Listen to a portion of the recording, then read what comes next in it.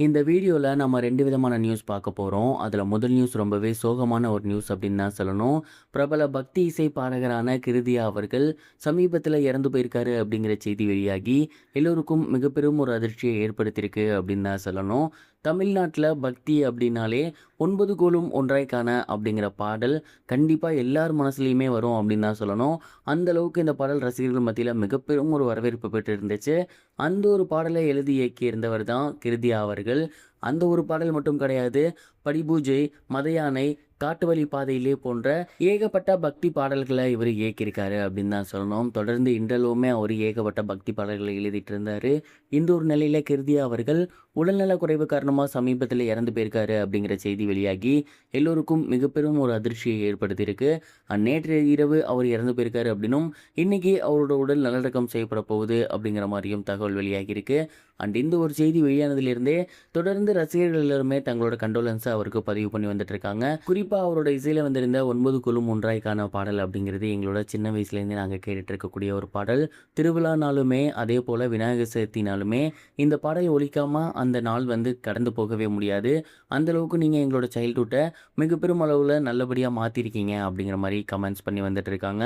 9 கோலும் ஒன்றாய்க்கான அப்படிங்கிற பாடலின் மூலியமா என்னைக்குமே கிருதி அவர்கள் நம்மளோட நினைவில் இருப்பார் அப்படிங்கிறது குறிப்பிடத்தக்கது.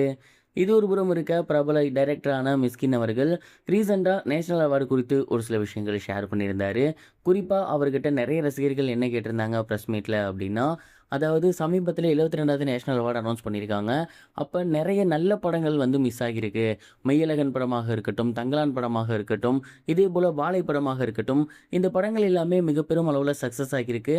அதே நேரம் கண்டிப்பாக நேஷனல் அவார்டு வரும் அப்படிங்கிற மாதிரி எல்லாருமே எதிர்பார்த்தாங்க. பட் அது கிடைக்காம போயிருக்கு. இதை பற்றின உங்களோட தாட் என்ன அப்படிங்கிற மாதிரி கேட்டிருந்தாங்க.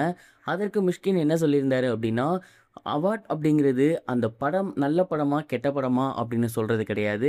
அந்த படைப்பாளிகளுக்கு ஊக்கப்படுத்தும் விதமா கொடுக்கிறது. அந்த அவார்ட் அவங்களுக்கு ஒரு ஊக்கம் கொடுக்கும். அதனால அவங்க மேலும் நல்லா உழைப்பாங்க. பட் அவார்டு வச்சு தான் அந்த படத்தோட மதிப்பு அப்படிங்கிறது கிடையாது.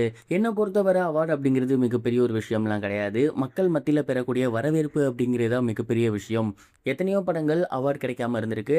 ஆனா இன்றளவும் மக்களோட ஃபேமஸ் படங்களா அந்த படங்கள் எல்லாமே இருந்திருக்கு. ஸோ ஒரு படத்தோட மதிப்பு அந்த அவார்டை பொறுத்து கிடையாது.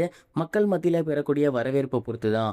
அதே போல தங்கலான் படமாக இருக்கட்டும், வாழை படமாக இருக்கட்டும், அதை எடுத்த மாரி செல்வராஜும், பா ரஞ்சித் அவர்கள்லாம் அவார்டுக்காக அந்த படம் பண்ணல.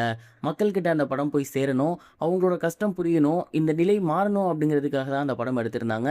என்னை பொறுத்தவரை அந்த படங்கள் ஏற்கனவே வெற்றி பெற்றுருச்சு அப்படிங்கிற மாதிரி சொல்லியிருந்தாரு. நேஷனல் அவார்டு குறித்து மிஷ்கின் அவர்கள் ஷேர் பண்ணியிருந்தது இப்போ சோசியல் மீடியாவில் வைரலாக போய்கிட்டு இருக்கு. இது வரைக்கும் கனெக்டிங் டிவிக்கு சப்ஸ்கிரைப் பண்ணனா மறக்காமல் சப்ஸ்கிரைப் பண்ணிக்கங்க. உடனடி அப்டேட்ஸ் பெறுவதற்கு நோட்டிஃபிகேஷன் பெல்லையும் கிளிக் பண்ணிக்கங்க.